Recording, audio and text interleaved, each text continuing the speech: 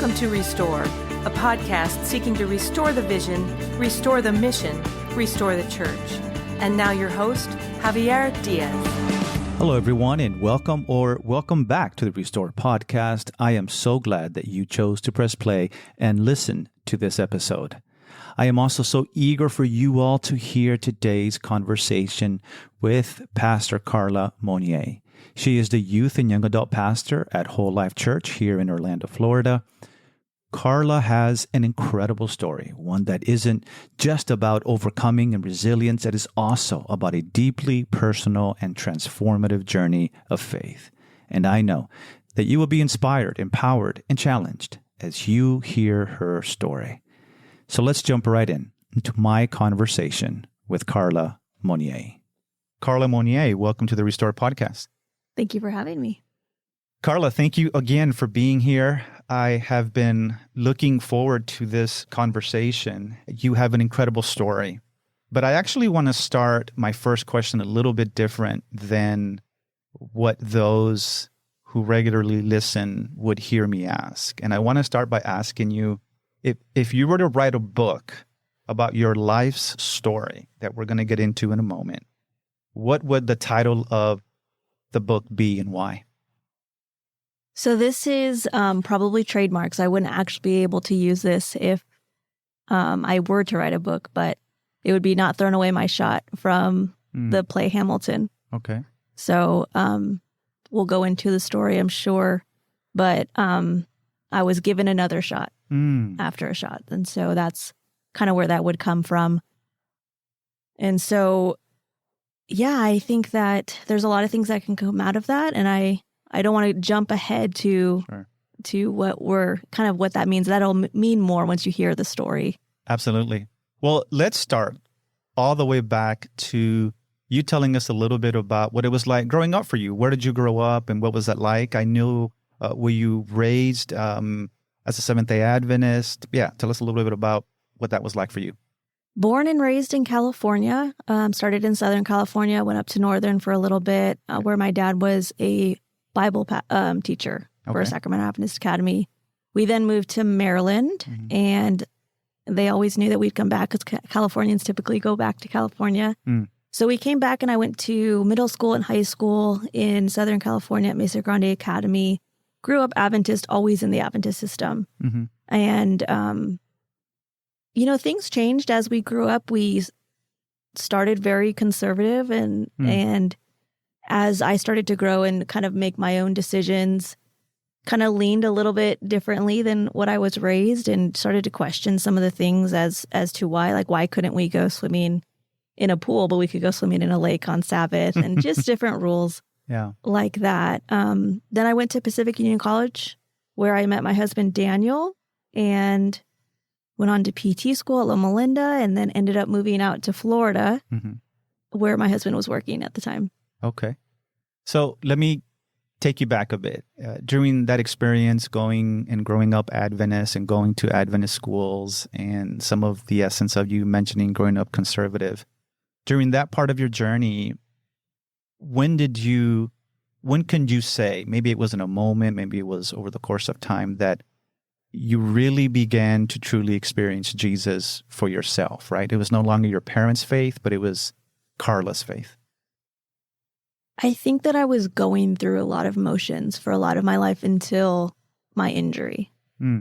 I think it got to the point where I realized I actually needed help. I thought all along I was independent and I could do it on my own, until the point where I was like, okay, actually, I can't live this life on my own. It's too difficult. And that's when I started to grow a relationship with Jesus. So it wasn't until, honestly, felt like I actually needed him in a lot of different ways that started becoming truly my own.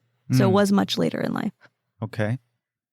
Along that journey, and we're going to obviously get to that you just mentioned, but before we get there, a little bit more about you. I want people to get to know some of the things that you enjoy doing, right, as well.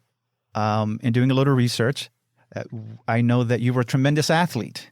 A lot of competition. I heard. I read about competition between you and Daniel as well, your husband. So Would you mind sharing a little bit about that? Because you were an incredible athlete is what I understood. Well, I can say that now because nobody can fact check that in terms of like what I can do now. So no, I did grow up relatively, it came easily to me. And so had the opportunity to play basketball and volleyball and softball and played at a good level.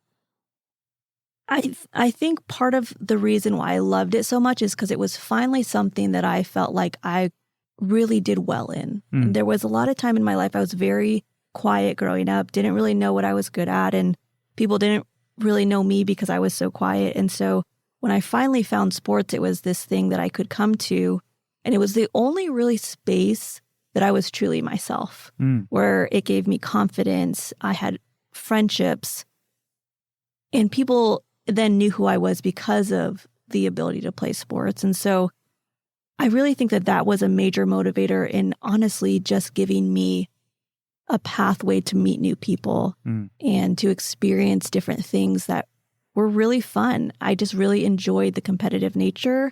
My husband also was very competitive, so we competed a lot as we were dating. Now it's a little unfair. I would say I have a little bit of a disadvantage, but we still compete in different games and things. And so it's been fun to grow in that way. But I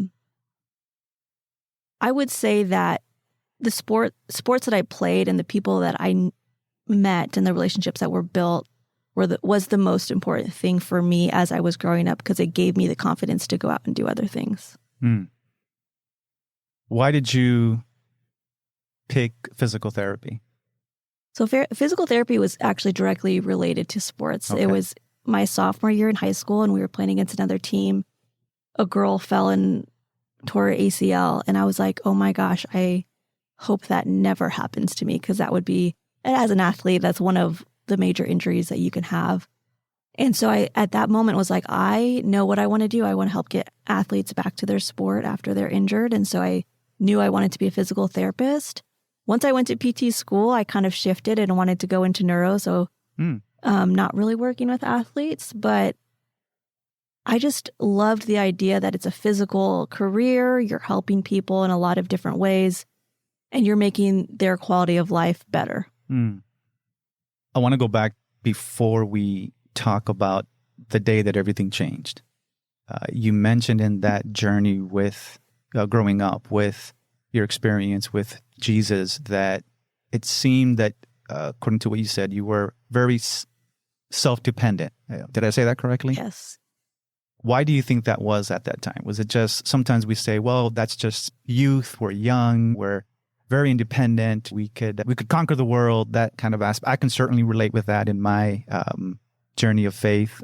I also grew up Adventist, and I can very much relate to that, as I mentioned. But for you, why do you think that was for you? I think part of it was that I'm kind of a middle child.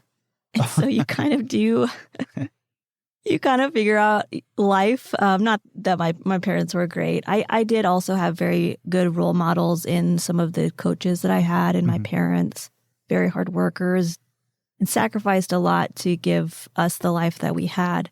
And so I think that watching my parents really work hard and realizing I didn't want to rely on anyone else. Like I wanted to do things on my own, to the point where I was like a little bit overly independent, because even I had a boyfriend. Daniel could have come and helped me pack my car at the end of the year, but I did it on my own. Just, I don't know, just to say that I did, or that to prove that I could.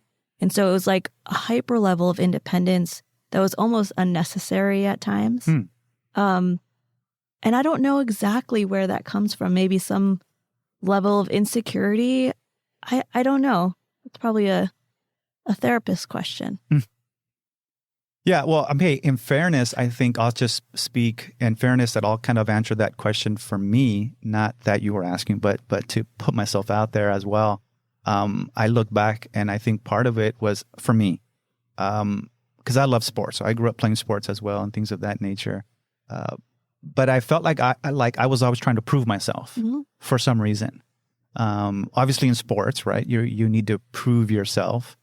And as I look back, and sometimes that even now as a much older person, I need to just kind of make sure that I've surrendered that to Jesus. I don't have to prove myself in that sense anymore. Is that fair for me to say?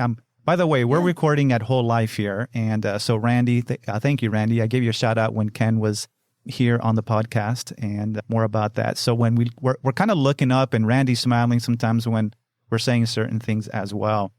But I'm just putting myself out there as well. Yeah. What any thoughts? I think that because Southern California is such a there's a lot of populated community, so there are a lot of different Adventist schools around, and so you see these different people in different settings. Yeah.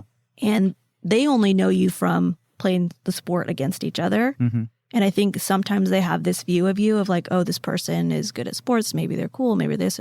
And so I think that for me, it became something that people had this perception of me, and I didn't want to ruin that perception. So I wanted to have that held still.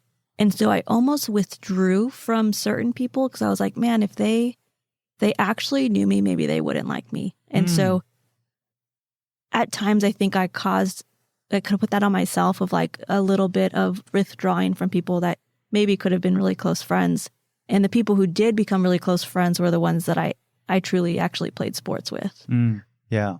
Yeah, I can so relate. By the way, Carla, you don't know, but I also grew up in Southern California. So I grew up in Glendale, California, and I went to Glendale Adventist Academy. Awesome. And so played basketball there and what have you. And so, again, as I said, I can totally relate to what you're saying. So you have this journey. You end up, just to fast forward once again, you went to Loma Linda, correct? And I think you mentioned that. And that's PT school, yeah. For PT school. After that, you and Daniel got married and you came to Orlando, Florida. I did. So in PT school, you have to do 3 clinicals for your last year. Okay. And you want to kind of schedule your last 2 where you want to end up so that potentially they'll hire you after your last clinical.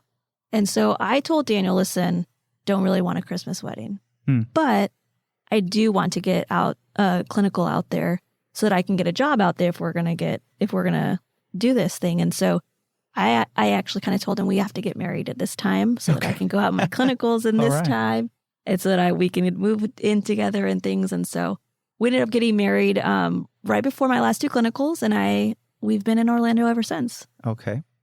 How many years has that been now? 10 years. 10 years. Wow. And so during that time frame, let's jump into it. Tell us about the incident, the day that changed you and Daniel's life forever.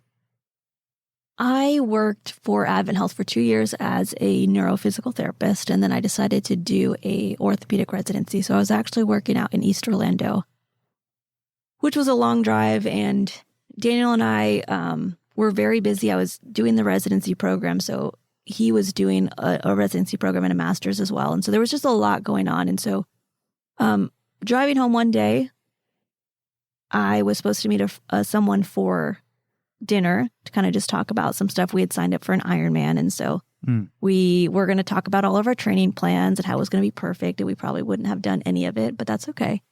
And so anyways, something happened. The dinner didn't happen. So I started driving home. And so on my way home, the person called me and they're like, hey, I'm available now.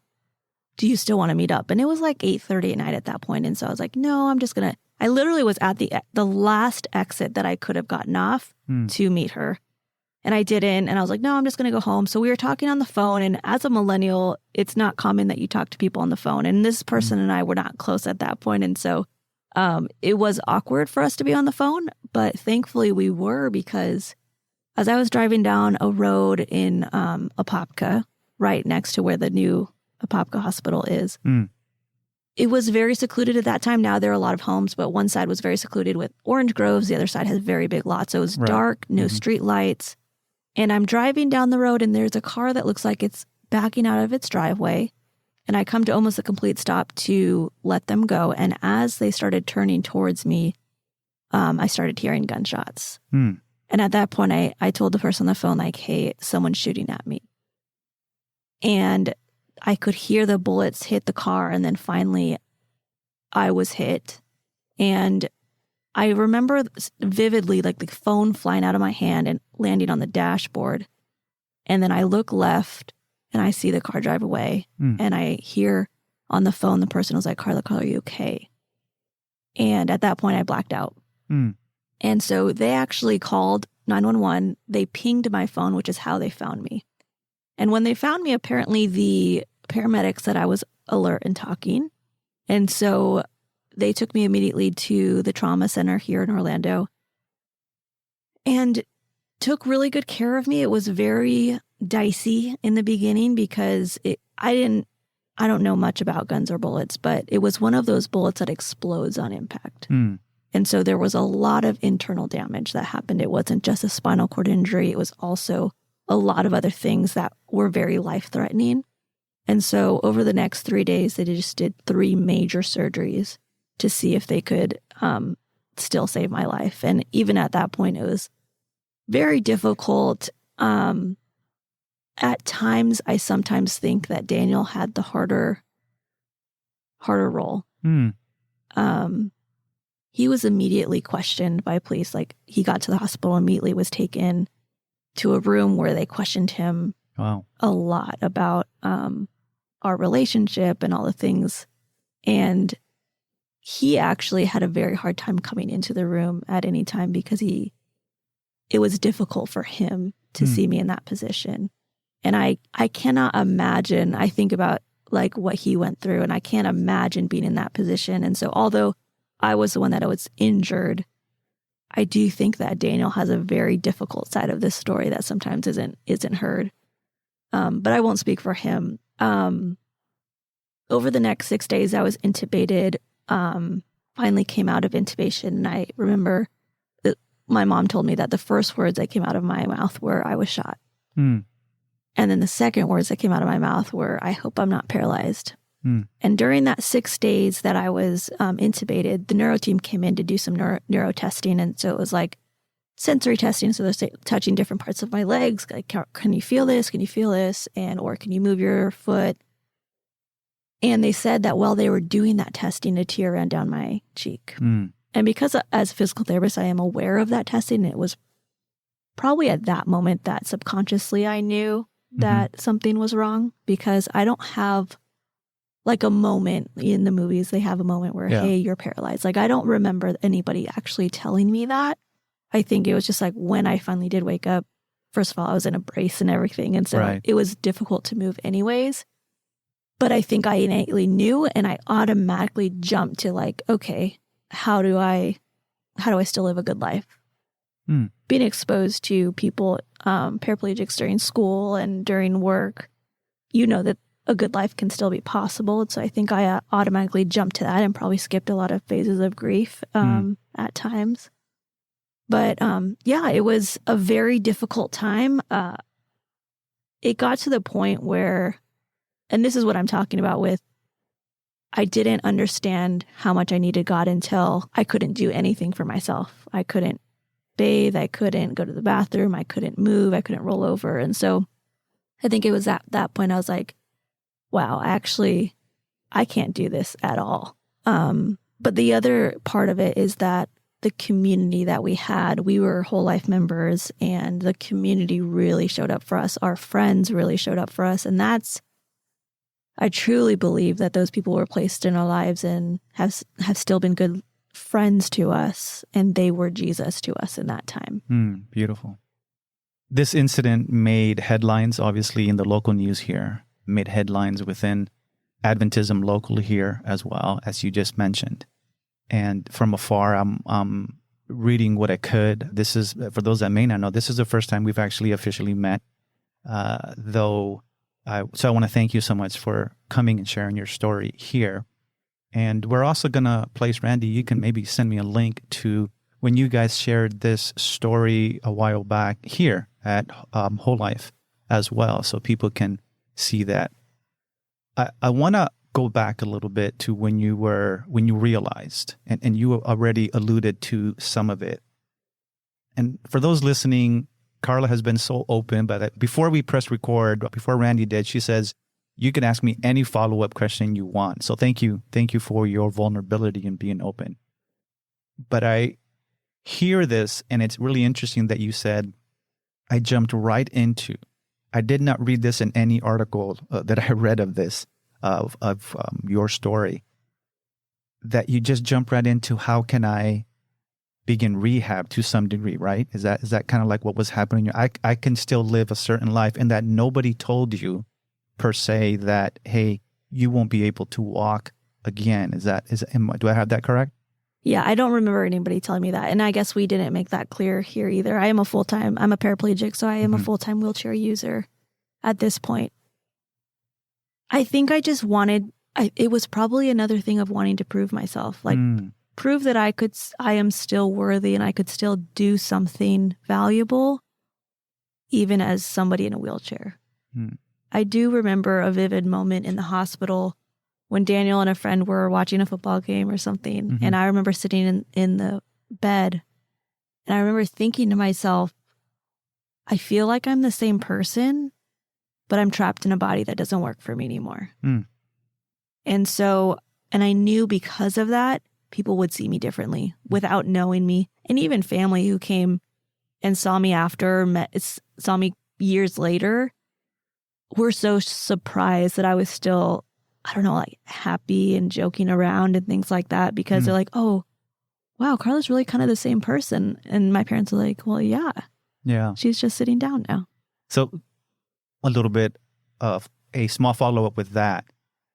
When your family and friends actually came into the room to see you, what you're saying is that it seemed to be more awkward for them than it was for you. Like they didn't know what to say. I think that's pretty common. Yeah. Yeah. Yes, that is true. Okay.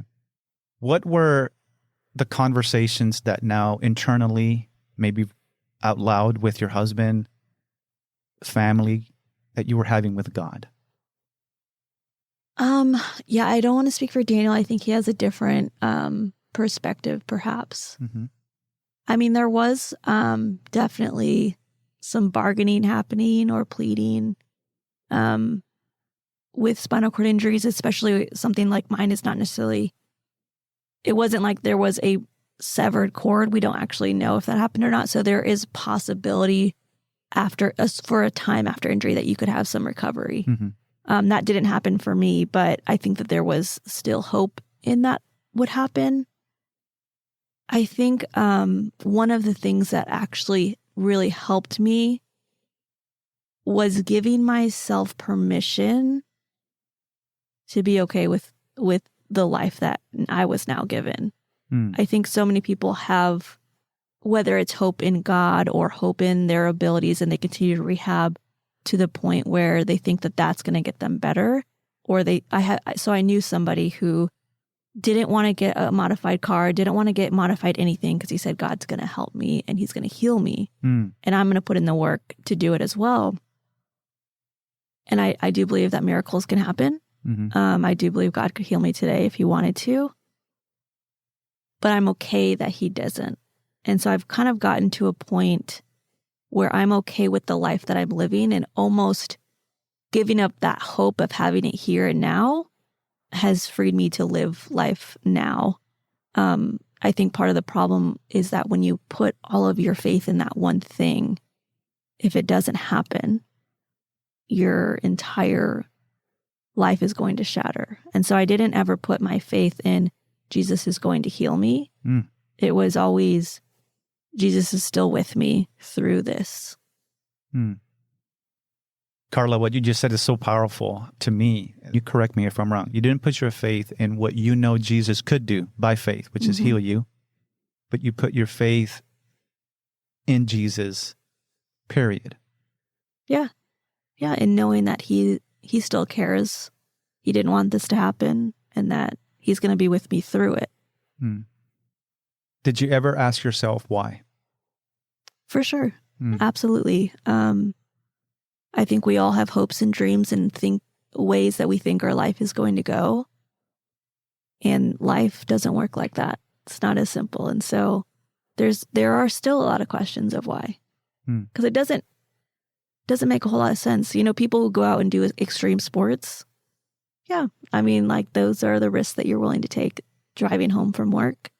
Not necessarily something you ever think would happen to you. And it still surprises me at times when people ask me like, oh, what happened? And I'm like, oh my gosh, I was shot. Like that is actually kind of crazy.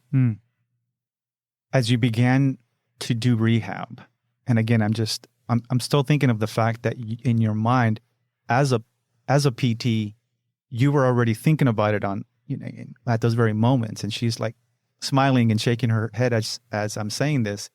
So when you began the rehab, how was that process for you now, right? Because you went from a person who helped to provider to patient. Thank you. Yeah, you said it so much better than even I was trying to say it. From provider to patient.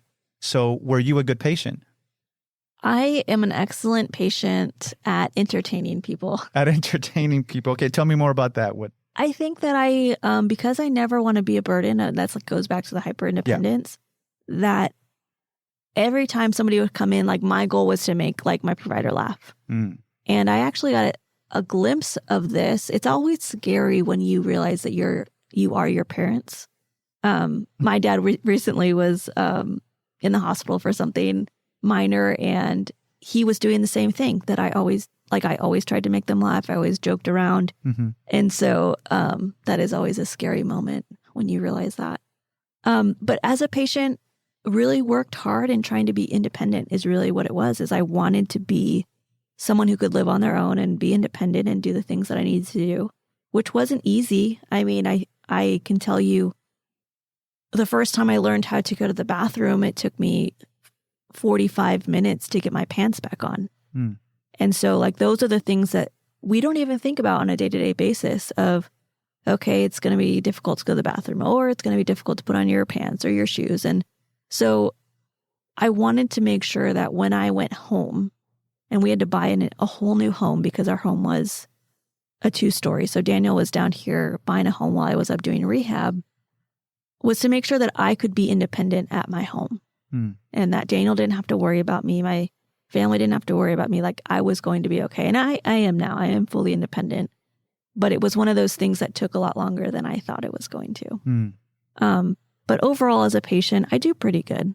I don't do as much things at home as I probably should. Okay.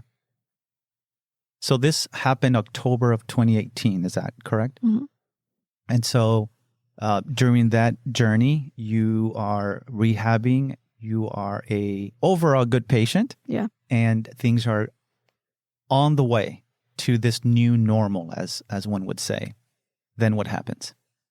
So I had just been moved from an inpatient room into an outpatient program, which was like 6 to 8 hours of therapy a day. So I was excited about that because it was going to be a lot of learning and building strength. And then I actually ended up having sepsis and went to the hospital, and I had a pancreatic leak. And so couldn't eat anything for a few weeks, which was all the progress I had made while I was an inpatient at the hospital. This is at Shepherd Center in Atlanta. I lost all of that strength because I couldn't eat anything once I went into septic shock. So that was a definite setback. And at that point, we just decided, okay, we're just going to go home at this point. So that was a hard thing for me because I didn't finish the program that I was meant to finish. Still learn all the things that I wanted to learn, and also knew that it was, I think at that point I was scared to go home because the home that I lived in I didn't know what it was going to be like. I had never seen it. It was going to be a brand new life. I wasn't going to go back to the same job. I wasn't going to go back to the same home. I wasn't going to go back to this people weren't going to see me the same. And so I think I was more intimidated to go home than anything else. So you weren't rehabbing in this area, is that correct? Correct. I was in Atlanta. You were in Atlanta. And so now you're coming back to Orlando. And along with that, you have this setback. So I have to ask once again, what is the conversation going on with God now? It's like, God, I'm coming back, and now this. You know, there were definitely some bargaining there. The other thing that I vividly remember is Daniel was very nervous because sepsis can be very serious.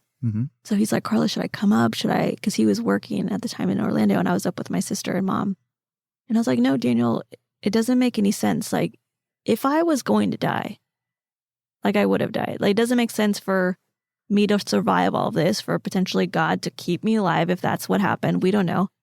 for me to die of sepsis like a month later. So I was like very confident that I was going to get better. Mm-hmm. It was just one of those things that I don't know. I was just very confident that I was going to get better, that was going to take me. So I think it was more of, I don't know that the conversations that I had with Jesus were as tensioned as they should have been at that point.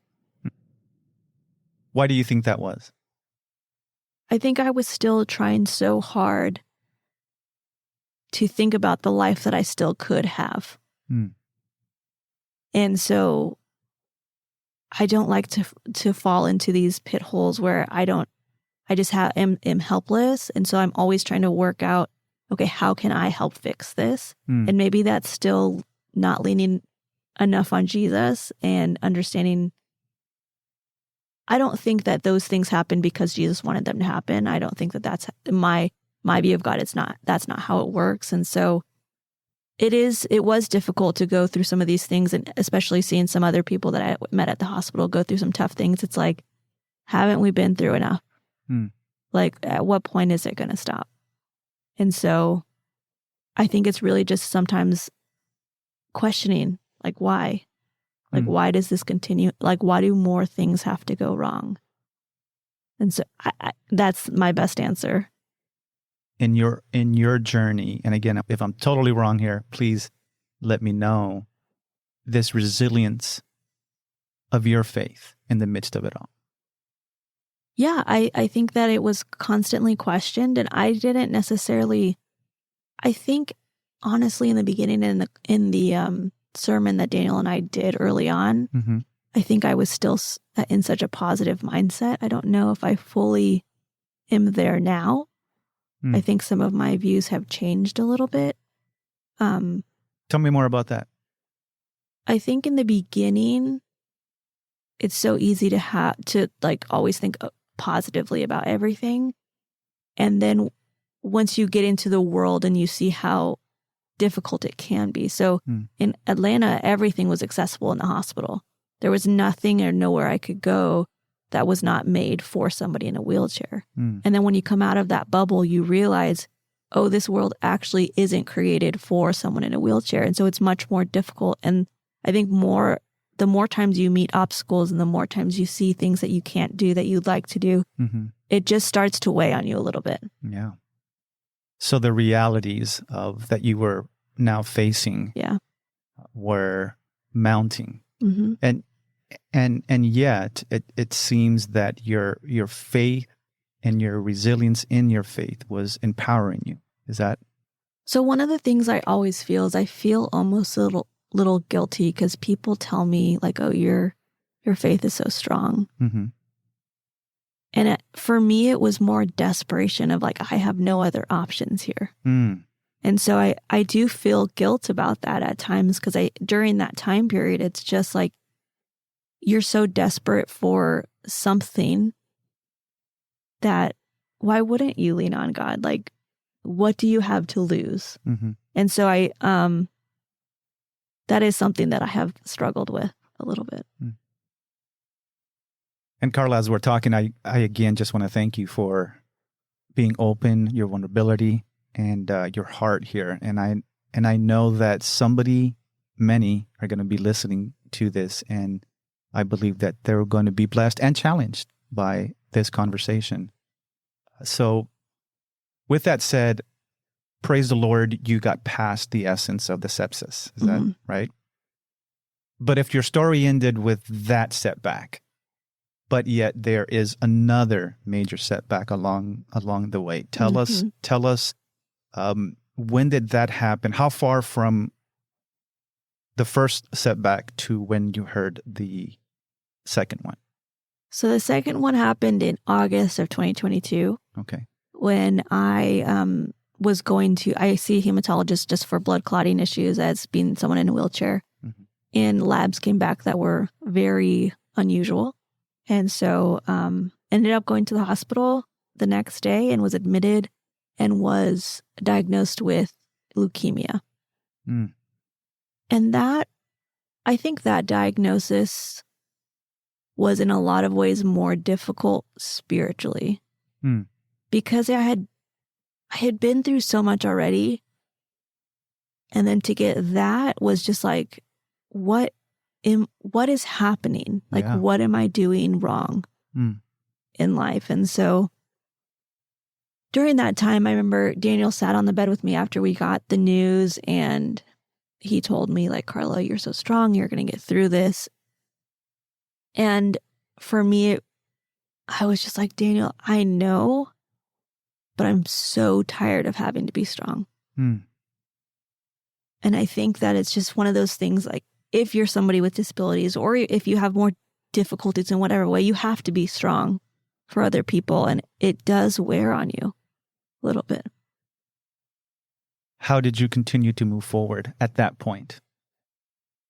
Just, just do what the doctors tell you. Just continue to listen and try to do my best to be well.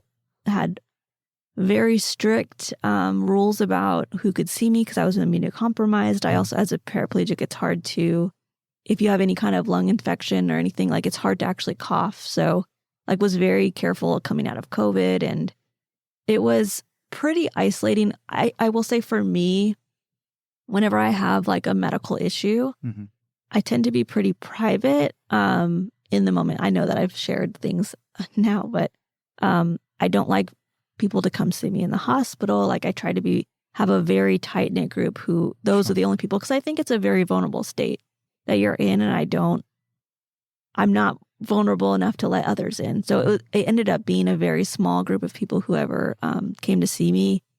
But I had 9 months of treatment. I was in the hospital for 30 days getting treatment, and then 9 months of treatment after that with 5 days a week infusions. And I think it was just like the continued support of people around me that continued to help me just keep going and keep fighting. So the power of community, for sure, was fundamental, and not just at that point, but in the whole process. And you previously mentioned this as well. Talk to us a little bit more. You've already mentioned it, but talk to us a little bit more about that power of community, not just family, friends, the church. So after my injury, my parents actually moved out here to Florida, and they have been a tremendous help to me. Daniel's obviously a wonderful person that I have been blessed to be married to. He's really, really been awesome about continuing to make me feel empowered to do different things. The church here was, during the cancer diagnosis, I was gone for 9 months, and they could have said, hey, we're going to go in a different direction. And they didn't. They stuck with me, and I had people step up. Taylor Bothwell stepped up and took care of my high schoolers while I was gone. And so, man, there were so many people who reached out. I know Tammy Sincomani would always reach out, and they did like a whole meal train and things like that. And so it's people who are looking out for other people that really stepped up for me. Beautiful. Carla, can you recall specific moments where you just sensed perhaps this peace, as Philippians says, that only comes from God, the peace that surpasses understanding in the midst of everything that you have gone through? I have, and I think it's just, some of it is getting comfortable with myself, of understanding that, like, I can still serve a purpose. I still have value, even if other people may not, people who don't know me, view me as less than. I've had different moments where I have, the stages of grief are not linear stages. Right. And so go back and forth between some of the stages where I've cried in the shower, and the stages where I've been really okay with where I am in life. And so I think that I have experienced peace. I don't know that it's a specific moment that I've been like, okay, this is like peaceful for me, because things can still go wrong. Yeah. Things continue to go wrong. Broke my leg, whatever. Oh, so you I didn't know about that one. You broke your leg. Wow.